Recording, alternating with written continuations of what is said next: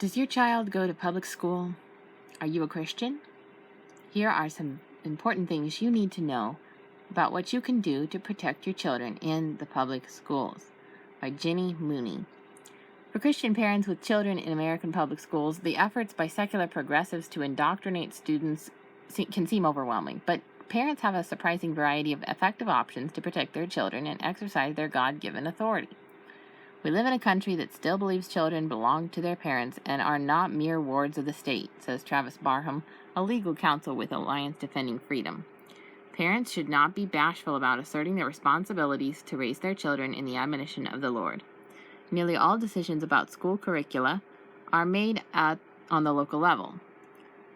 Attorney John B. Comegno II, a prominent national education law specialist based in New Jersey, explains that although public schools are required to follow certain standards typically established at the state level, the specific books, topics, lessons, and methods are chosen at a local level. Because of this, parents can have significant influence. If you disagree with the policies or curriculum of your district, Barham says, you can get involved to lobby either the school board or your state representative to make those policies more amendable to Christian students. Parents doubled as taxpayers, so they have leverage. They can say, look, I'm paying for this curriculum. Recall that the Apostle Paul frequently appealed to his status as a Roman citizen when facing opposition. In general, Comegno adds, parents have a right at all times to review curricula and fully understand the goals of the instruction of their children that their children receive. While children in public schools are expected to engage with the curriculum, parents have a right to express concerns and be heard. The most effective way is to follow the chain of command, he advises. Start by expressing your concerns to the teacher in the classroom. If that's not effective, move to the administration and finally to the local school board. The school board. Always remember the 2 P's. Be polite and be persistent. R. Shannon Finnegan, an East Coast public school administrator, urges parents and all concerned citizens to attend school board meetings and to know the agenda beforehand. Involve your church in a campaign to elect people with Christian values to the school board, or run yourself, she says. My job as an administrator and a Christian would be so much more effective if I had the support of more Christian parents. At the very least, parents should meet early and often in a friendly way with the principal, teachers, and coaches. Your concerns, when they arise, are more likely to be well received if you have an established, positive rapport. Most states' laws provide parents with an opportunity to opt out of sexual education curricula, says Brittany Jones, policy manager for Family Policy Alliance. However, the worst content is often cloaked in innocent-sounding verbiage or seemingly unrelated courses. According to Barham, in recent years, we have been seeing an explosion of cases where so-called anti-bullying programs are being used as a Trojan horse for promoting the normalization of homosexual or transgender practices, often as early as kindergarten. In Cumberland County, North Carolina, for example, the school board voted to implement a Planned Parenthood program called Get Real, which includes teaching 6th graders about all kinds of sexual practices, both moral and immoral, completely made up and completely normal, all kinds, whatever, just whatever goes.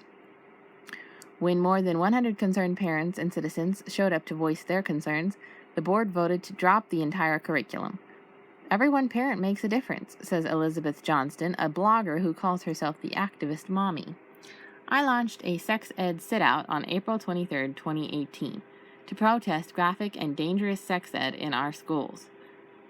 It spread via the internet onto a global movement in 4 countries. Schools lost hundreds of thousands of dollars from all the students who sat out in protest.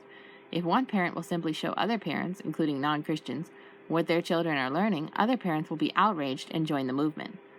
Never underestimate the power of one. Ask your school administrator how your child can start a faith-based club, which usually involves getting a faculty sponsor. In the 1984 Federal Equal Access Act, it ensures that if a school district allows any extracurricular high school clubs on campus, they cannot prohibit a religious club. Barham says, if your school officials tell you that a religious club violates the separation of church and state, those officials don't have a clue. Trying to stop a religious club because it's religious, that's a violation of the Constitution. Barham urges parents to contact Alliance Defending Freedom if they run into such discrimination. Call us. Often it only takes a strongly worded letter from one of our attorneys to get an administrator to realize the violation and make things right. Some educational researchers, such as Karen Van Til Gushta of D. James Kennedy Ministries and author of The War on Children, believe the best option for many parents is to reconsider Christian schools or homeschooling. Why do so many millennials think socialism is okay? She asks. Look at what they've been learning in school, and look at what they have not been learning. They are not learning anything about the faith of our founding fathers and the Judeo-Christian underpinnings of America, nor the sensibility of free market and capitalism. In addition, the number of young people leaving the church is astonishing. Most of these kids attend public school. How do we ignore that relationship? The good news for parents considering alternatives to public school is that many states now have need-based scholarship and grant programs to assist families with private and homeschool costs. Every family situation is different, yet sometimes it's a matter of asking yourself what sacrifices you can make in order to secure a Christian education for your children. She says, I urge people to go before the Lord and simply ask what is best for your family. Ask Him to make it well known to you very clearly, to reveal to you what path you should take, and then listen for the biblical sources that come in to affirm that. Here are some other resources for parents in such cases.